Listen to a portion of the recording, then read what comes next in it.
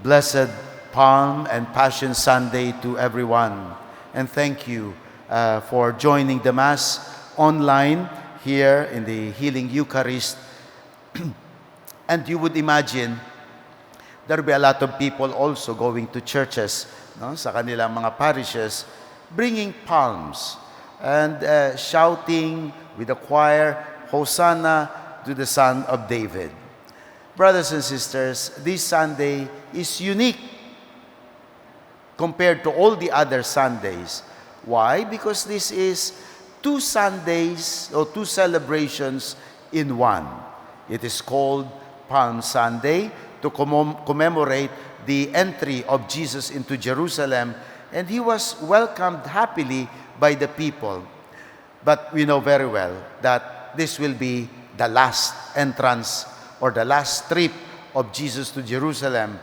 Hindi na po siya lalabas sa Jerusalem alive, so to say. And then also it's a Passion Sunday to commemorate the passion and the suffering, the death of Jesus on the cross. So that's a very important part of the life of Jesus, the core mystery of our faith. Kaya nga po, very meaningful, significant, important to celebrate this Palm Passion Sunday. It is also unique because, as you've noticed, we read two Gospels. The one, the entrance, and the other one, the longer, the passion and the crucifixion of Jesus on the cross. Now, our reflection will first about the entrance. And you know, they were singing, Hosanna to the Son of David. It just occurred to me recently, the real meaning of Hosanna is actually not praise. It's not the same as Alleluia. No? The Alleluia is praise the Lord. Alam niyo po ba ang talagang kahulugan ng Hosanna?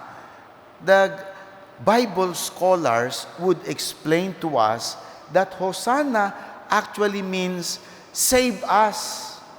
Save us. You know, it's the same as nung pag ang isang maliit na bata, dinala mo sa plaza o nagsimba sa simbahan at nawaglit, nawala, no? Naiwanan siya at hindi niya alam kung nasaan ang kanyang mga magulang, and terrified, takot na takot, will shout to the parents, Mama, nasaan na kayo? Or things like that. You know, pag ang bata natatakot at naghahanap ng kanyang magulang, that's the same. Hosanna, when they shouted when Jesus entered Jerusalem. Of course, Jesus entered simply lang, no? Not as king. Hindi nakikita sa kanya yung title na binigay, Son of David. Nakaupo nga lang siya at nakasakay siya sa isang ordinaryong animal, an ass, a beast of burden. Itong animal na to ay pangtrabaho. Pero ngayon si Jesus, in a humble way, riding, but also in a dignified way, being welcome. At tamang-tama lamang na yung mga tao ay sumisigaw, i-save mo kami, para siyang Savior na dumarating. So ito'y isang pagkilala na si Jesus is truly the Savior, the Messiah. Okay? Now, doon naman sa Passion, that Gospel will be repeated again sa Good Friday, itong darating na Biyernes, in a longer, more dramatic way. Pero ito ang the story of our life, kung saan tayo nasagip ng ating Panginoon ang kanyang pagpapakasakit at pagkamatay sa krus. Hindi dahil talagang kriminal siya, kung hindi para sa iyo, para sa akin, para sa ating lahat, para sa buong daigdig. That time and for all generations, Jesus saved us from sin through that story, through that passion, through that death on the cross. Alam din po natin na itong linggo na to ang pasimula ng tinatawag nating Holy Week. Holy Week na. Kaya ang isip ng iba, bakasyon na. Oo. Kaya magbabakasyon na, ready na ang mga bag, pupunta na tayo sa ating bakasyunan, sa beach, kung saan malamig-lamig, no? At lalayo-layo na tayo doon sa lugar natin ng pinagtatrabahuan, sa cities, and go somewhere to rest. No? Okay din naman yon, hindi naman masama. Holy Week, mahal na araw. And maybe from there, mas mauunawaan natin, bakit nga ba holy? Bakit natin ito tinatawag na holy? Number one, ito ay holy, banal, dahil the action ay hindi natin kagagawan. Hindi gawa ng sinumang nilalang. Itong mga sumusunod na episodes, na mga pangyayari na ating i-commemorate, ay gawa ng Diyos. Hindi gawa ng tao. That's why it's a holy act. It is a holy week because it's a commemoration of the act of Jesus, the act of God to save us. It is holy. It is also holy because alam natin na it's a sacrifice at yung iniaalay is holy. Kagaya sa banal na misa, ang iniaalay ay katawan at dugo ni Kristo. Sa Holy Week, ang ini-offer ay ang katawan ng ating Panginoong Hesukristo, kaya siya ay holy. So, alam na natin kung bakit holy.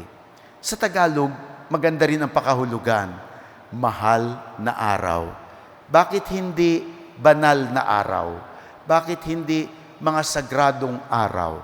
Bakit ang tawag natin ay mahal na araw? And sabi nga ng marami, ay dahil sa dalawang kahulugan ng mahal. Mahal kita, no? Kaya may pagmamahal doon. At ito ay ginagawa ng ating Panginoon dahil sa kanyang pagmamahal sa sangkatauhan, no? Hindi sa magandang ginawa natin, in fact, for that we should be punished, pero it's more because God loves us. Ganun din naman talaga ang magulang, di ba? Kahit minsan magkasala ang bata, sinasagip ng magulang. Para bang yung storya ng mag-ama, yung tatay at yung anak. So, pumunta sila sa mall, yung anak, ang gustong puntahan, tindahan ng laruan. So, habang namamasyal sila doon sa laruan, nakalagay doon sa store, do not touch. If you touch and you break, you pay. Kaya sabi ng tatay sa kanyang anak, anak, huwag kang hahawak ng kahit ano. Tingin lang ha, tingin. Bata yun Alam nyo naman. Kaya pagpasok doon, anong unang ginawa ng bata? Na-excite yung bata. Hala, naku, tiningnan na lahat. And true enough, as expected, nakabasag ang bata. Now tell me, sinong magbabayad nung nabasag? Yung bata? Kaya kamot yung tatay dahil alam ng tatay, siya ang magbabayad. In the same way, para tayong mga bata na nakabasag dahil sa ating pagkakamali, dahil sa ating pagkakasala. Ngayon, sino ang magbabayad? Yung tatay pa rin, yung Diyos pa rin. And it will be paid not by credit card, but more expensive, mas mahal, by the life of the Son of God, ng sarili niyang anak. Kaya nga't mahal. Dahil sa pagmamahal sa atin, dahil mahal ang cost ng pagsagip sa atin. Walang iba kung hindi ang buhay ng ating Panginoong Hesukristo. Mga kapatid, we have always been taught what is the greatest commandment? To love God with all your heart, with all your mind, and with all your being, and with all your strength. Ngayong mga mahal na araw, ngayong Holy Week, we realize it is really actually God who loved us with all His heart, with all His strength, with all His being, and with all His life. And so, brothers and sisters, our third point this Holy Week, okay lang na magbakasyon tayo, magpahinga. Pero sana kung makakapunta tayo sa ating mga simbahan, sa Holy Thursday, Good Friday, sa Easter Vigil, sa Saturday, and Easter Sunday, sa susunod na linggo. Makiisa po tayo, participate tayo sa lahat ng mga gawain natin sa pag-alala at pag-commemorate ng pagpapakasakit ng ating Panginoon. Pero higit sa lahat siguro na magnilay tayo. If there's more important thing to do, wag nating kalilimutan mga kapatid, ngayong mahal na araw, do the magic words. Do the magic words. Ano yung 3 magic words? Number 1, sasabihin na sa mga bata, say sorry. Let us say sorry. Sorry, Lord, that I allowed myself to become part of the cause why you have to offer your life on the cross. I'm sorry for my mistakes. I'm sorry for my sins. I'm sorry that I have caused you to suffer. Second magic word, I thank you. Thank you for paying my debts.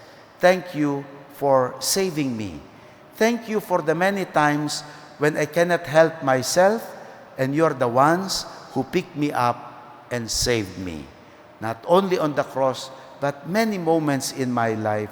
Thank you for giving me so many chances to start again. I'm sorry and I thank you. And finally, the third magic word, I love you.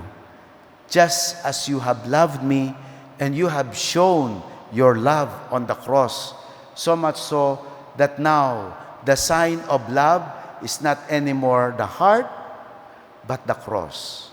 And so, let us reciprocate the love of God by also saying, Lord Jesus, Lord God, I love you. Amen.